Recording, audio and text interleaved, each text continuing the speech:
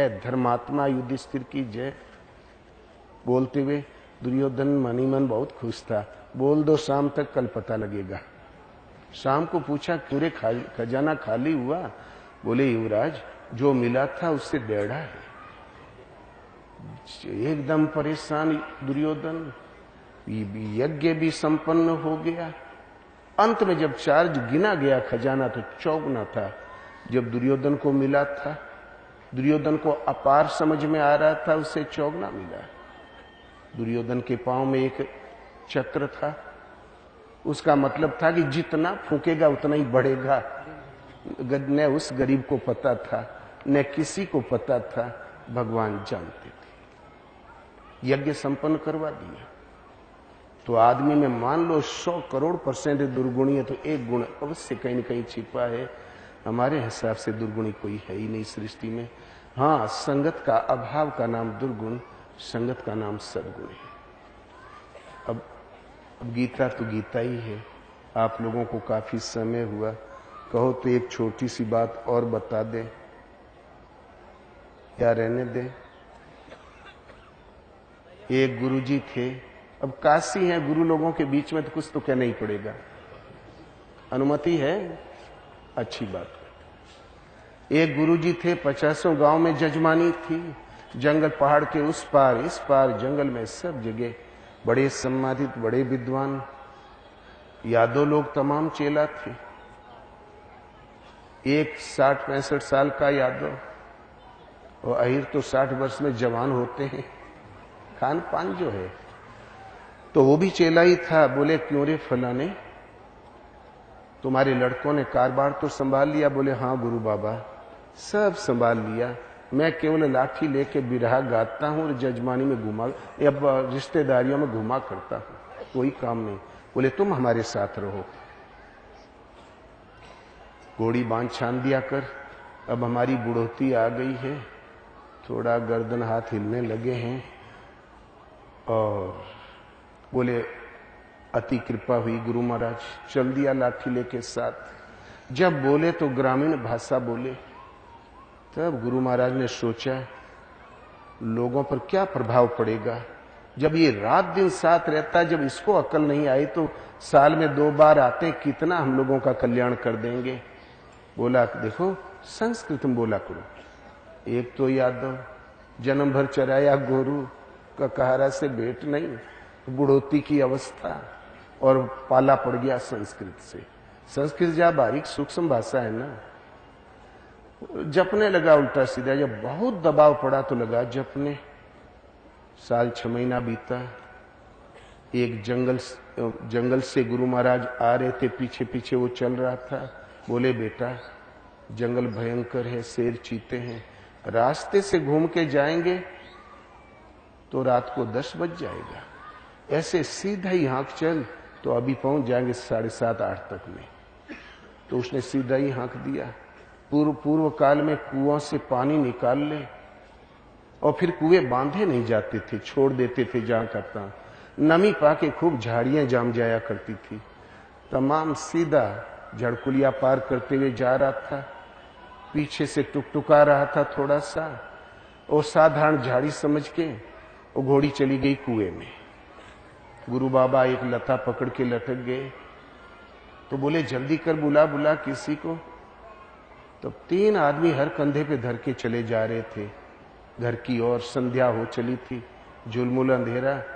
तो बोले घबरा के बोला हलग्राही पंडितम अस्मि समेतम जलकूपम। तो सब बोले बंगाला पढ़ के आया है, ये कोई जादू टोना पड़ रहा है। खूब प्रसन्न हुए, मुस्कुराए, और दूरी बढ़ती चली गई। फिर चिल्लाया हलग्राही पंडितम अश्विनी समेतम जलकूपम। अब बूढ़ोती में कितना पढ़ लेगा संस्कृत, जो उटांग पटांग आया बोल दिया। खूब खुश हुए और दूरी बढ़ती गई।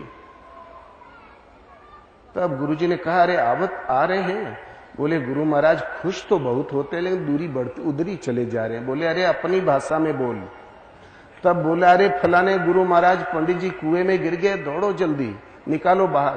तुरंत हल वगैरह बैल फेंक के आए, बैल छोड़ा, हर फेंका, दौड़ के आए, विधिवत निकाल के बाहर किया। तो बोले बेटा प्राण तो बच गए।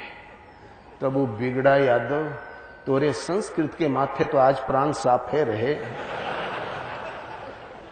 जो हमार ठेटू ने हो। भाषा न स्वर्ग देती है न नरक देती है।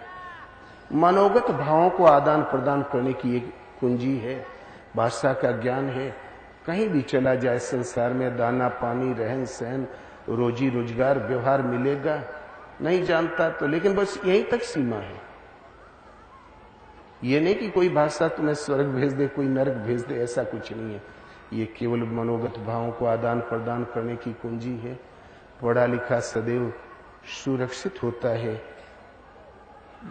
बुद्धिमान सदैव भोक्ता होता है और बुद्धिहीन सदैव भोजन होता है। सृष्टि का अनादिकाल से यही नियम चला आता है।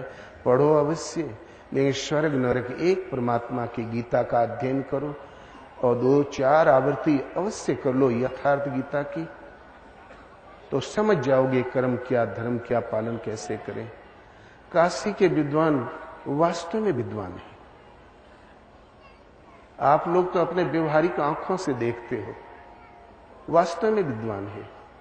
एक उपाध्याय जी ने हमसे प्रश्न किया, महाराज हम ब्राह्मणों में जब कोई मरणासन होता है 2 घंटे पहले गीता पाठ बैठा देते हैं, जब मर जाता है तो हाथ में गीता रख देते हैं, और जब लेके चलते हैं तो राम नाम सत्य है, और अंदर में ये कार्रवाई चली आ रही। महाराज हमने कहा ब्राह्मण किसी मूर्ख का नाम नहीं, वो परम बुद्धिमान जानकार थे। पूर्वज किसी प्रशासनिक शिकंजे के दबाव में जो उन्होंने कहा लिखते गए, अपना वसर करते गए, जिनका नाम स्मृतियां हैं। हाँ, जब लेखनी हाथ में थी तो अपने जीने खाने की व्यवस्था लिख दिया, उसमें बात इतनी सी कि दान दो वो दान दो, किंतु अंतर हृदय से भली प्रकार जानते थे इस स्मृतियों से कल्याण होने वाला नहीं है। कल्याण प्रभु की श्रीमुख की वाणी गीता, इसलिए वह भीतर पढ़ते भी थे। मरणासन अपने पूर्वज माता पिता की जो अंत्येष्टि मरणासन हो तो गीता पाठ बैठाते थे, मरने पर हाथ में रख देते थे।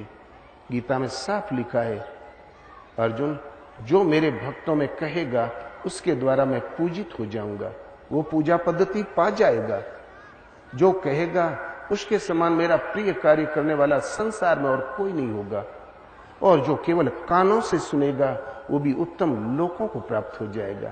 तो भला हम उत्तम लोकों से वंचित क्यों करें अपने माता पिता दादाजी को? इसलिए पाठ बैठाते हैं, इसीलिए हाथ में रखते हैं, और ऐसा करते हो पूरे भारत के हाथ में रख देते हो तो कल्याण हो जाता है। मोक्ष मार्ग तो मानो स्मृति, तब ये गीता क्यों चोरी चोरी रखते हैं? ये भली प्रकार जानते थे। पुष्यमित्र शुंग के समय में बड़ा दबाव था, किन्हीं दबाव में ये बौद्ध धर्म कट्टा, आपका धर्मशास्त्र पे वैन लगा, और ये कुछ धर्मशास्त्र उसका प्रशासनिक सूत्र था। ठीक ही है, ये होता ही आया संसार में बार बार। देवासुर संग्राम से आपका शास्त्र भरा हुआ है। यदि गीता धर्मशास्त्र के रूप में जिस चिन्ह आ गई, महल से झोपड़ी तक चली गई, भेद खत्म, संप्रदाय मुक्त, मजहब मुक्त, एक मां की संतान की तरह एक थाली में खाने लायक हो जाओगे। पूरे संसार को एडमिशन दे दो, फिर भी 2 सीट खाली ही रहेगी। किसी ग्रह पर यदि आबादी है उसके लिए उतनी ही जगह जितनी पृथ्वी वालों की। धर्म कहीं नष्ट होता है, हमारी साधना हल्की और भारी हो सकती है। आरंभ हो गई साधना तो बीज का नाश ही नहीं है। और उस प्रभु एक परमात्मा के प्रति दृढ़ संकल्प समर्पित और उनको प्राप्त करा दे उस नियत क्रम का आचरण धर्माचरण है। और 2 कदम भी चलते बन गया तो निश्चित मोक्ष है। और कोई साधना पद्धति भारत में थी ही नहीं। भगवान कृष्ण कहते हैं, अर्जुन इस कर्म को किए बिना न सृष्टि में कभी कोई प्राप्त कर सका है पूर्व में, न भविष्य में कर सकेगा। जनकादि ऋषि इसी कर्म को करके परम निष्क्रम्य स्थिति को प्राप्त हो गए, जहां से पीछे लौटकर आवागमन